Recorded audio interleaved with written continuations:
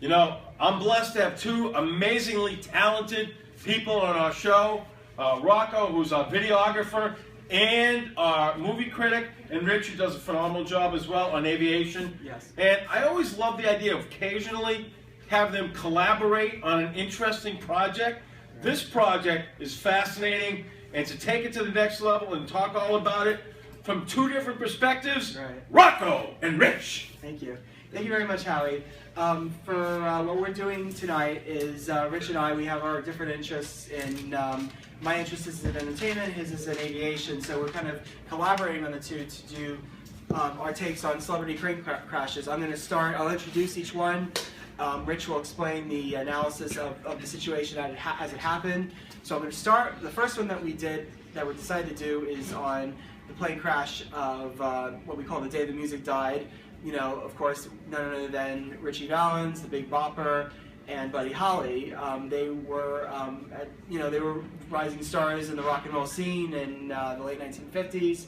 And what happened was they were on tour at the time. They were on the tour that was like going across the Midwest, and they were really, like I said, Buddy Holly was one of the first singer-songwriters of the rock and roll scene, and he had a full band and all that. So he was like one of the first authentic, bands and people doing the music themselves, and he had a big place in music at the time.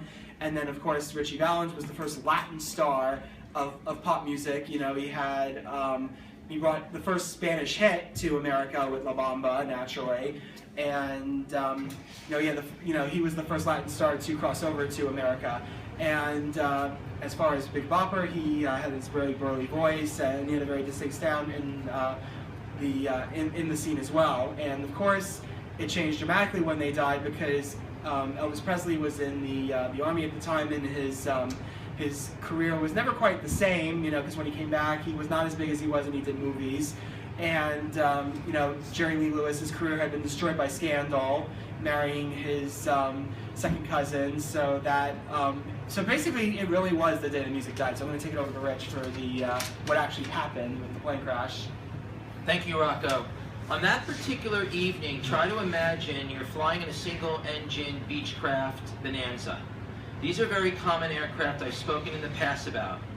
On this particular evening, the weather was horrifying. You had thunderstorms, which produce what's known as wind shear.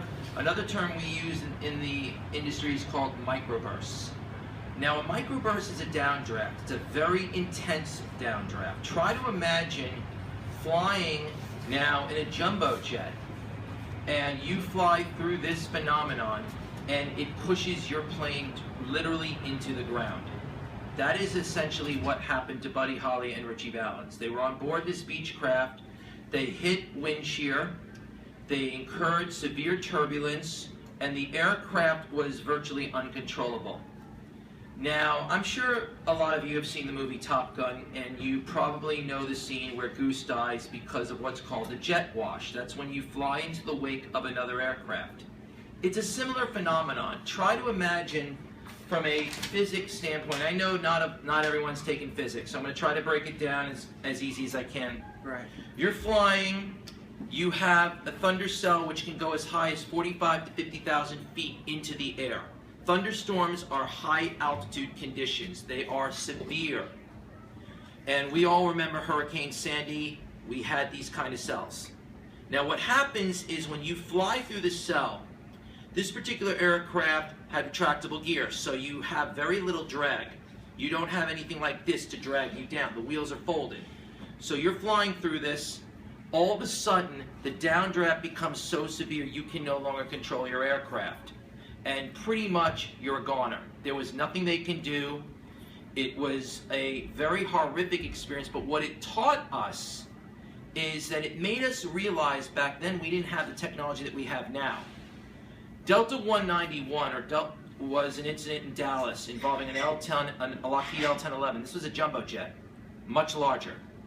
Plane broke in half on approach to DFW, but what we learned from this is that Doppler radar can detect these phenomenons, and through the use of Doppler, we are able to dive right inside to the cell, know what kind of winds we're going to get, what kind of conditions we're going to get, and thus we can prevent these kind of accidents from happening.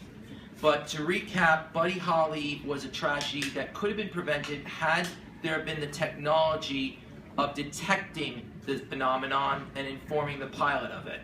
Unfortunately, they didn't have that back then, but we have it now, and I can assure everyone in this room, flying is a lot safer because of it.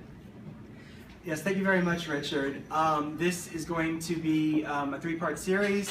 We will be back next week for the next part in our series, which will be focused on the singer-songwriter Jim Croce, who died in a plane crash as well. So thank you very much, Howie.